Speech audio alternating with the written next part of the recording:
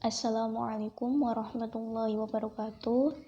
Perkenalkan, nama saya Alia Windy Sahrina, NIM 18202-137 sebagai penyimpul materi kelompok tema 11 pada tanggal 15 Desember 2020. Dari pemaparan yang telah disampaikan oleh pemakalah dalam tema 11, dapat saya simpulkan bahwa zakat adalah harta yang wajib disisihkan oleh seorang muslim atau badan yang dimiliki oleh orang muslim sesuai dengan ketentuan agama untuk diberikan kepada yang berhak menerimanya.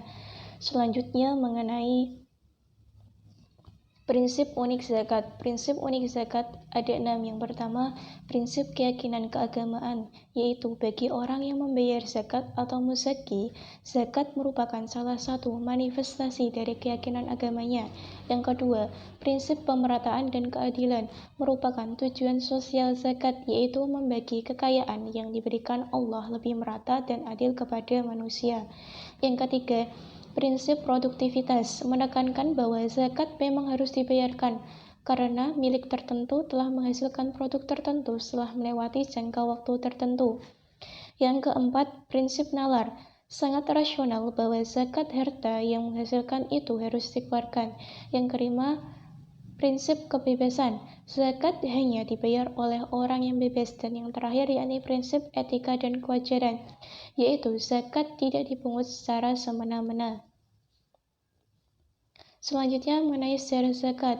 Sejarah zakat ada 6 masa pemerintahan. Yang pertama, masa pemerintahan Rasulullah SAW. Pada masa pemerintahan Rasulullah SAW, pemasukan negara berasal dari zakat harta, zakat benda, perdagangan, peternakan, dan pertanian. Yang kedua, masa pemerintahan Abu Bakar As-Siddiq. Kebijakan Khalifah Abu Bakar As-Siddiq mengikuti apa yang telah dilakukan oleh Rasulullah.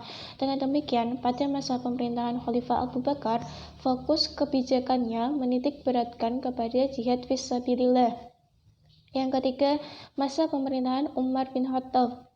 Pemasukan negara berasal dari pajak merupakan ijtihad Umar terhadap penetapan status tanah sawat menjadi far atau harta rampasan perang, bukan ghanimah sebagaimana Rasulullah SAW tetapkan. Yang keempat, masa pemerintahan Utsman bin Affan.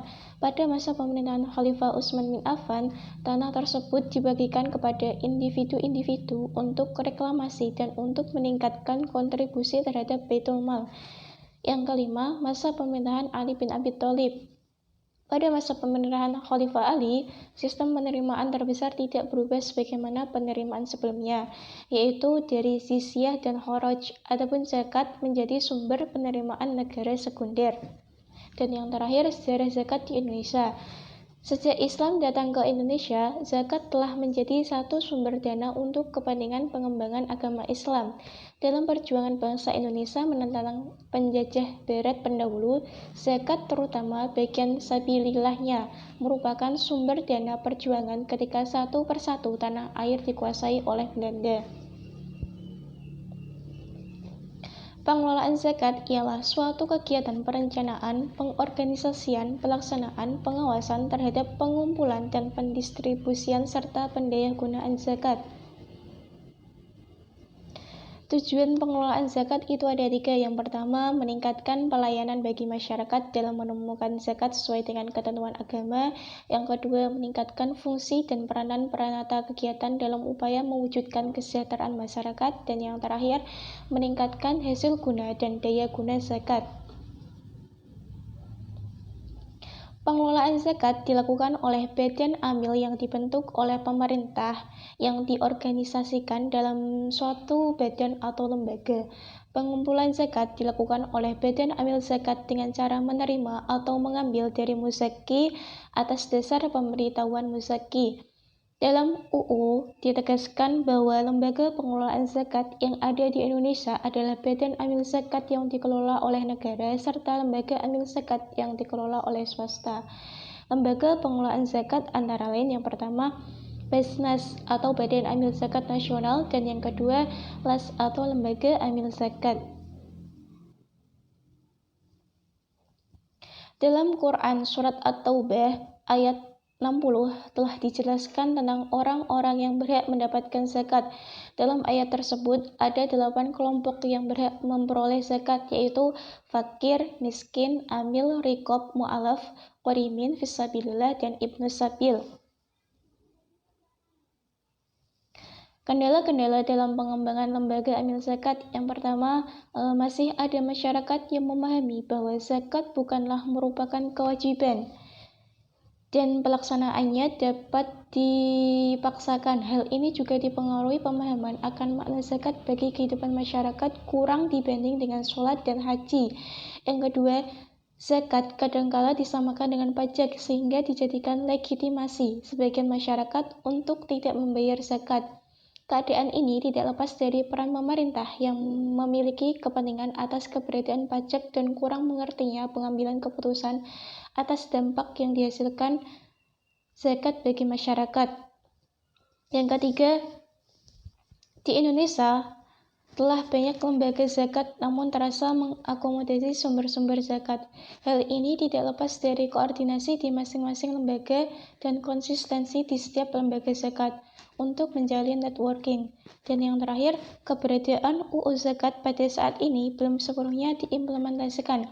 Hal ini disebabkan struktur birokrasi pemerintah yang kurang akomodatif terhadap keberadaan sistem Islam dan membangun sistem ekonomi negara. Yang terakhir mengenai strategi pengembangan pengelolaan zakat, yaitu ada 4. Yang pertama, zakat perlu disosialisasikan bukan saja pada wilayah-wilayah keagamaan saja. Anjuran berzakat tidak hanya di lembaga pendidikan agama seperti pondok pesantren, sekolah-sekolah agama Islam, dan lain semacamnya, tetapi juga di sekolah-sekolah umum. Yang kedua, timbulnya kecenderungan zakat disamakan dengan pajak disebabkan masyarakat kurang memahami esensi zakat. Demikian juga keadaan ini menggambarkan bahwa zakat dianggap kurang relevan dengan kondisi ekonomi saat ini. Oleh karenanya, memahamkan zakat tidak sekadar pendekatan agama, tetapi juga ekonomi sosial, budaya, dan politik. Yang ketiga, koordinasi antara lembaga zakat perlu ditingkatkan. Di satu sisi, hal ini akan bisa digunakan meningkatkan kinerja di masing-masing lembaga. Di sisi lain, menunjukkan kondisi lembaga zakat yang baik kepada masyarakat. Kepercayaan masyarakat terhadap zakat dapat diawali dari keadaan ini. Dan yang terakhir, keberadaan UU yang telah dibuat pemerintah memberikan peluang bagi masyarakat untuk membuka lembaga-lembaga zakat sebaik-baiknya.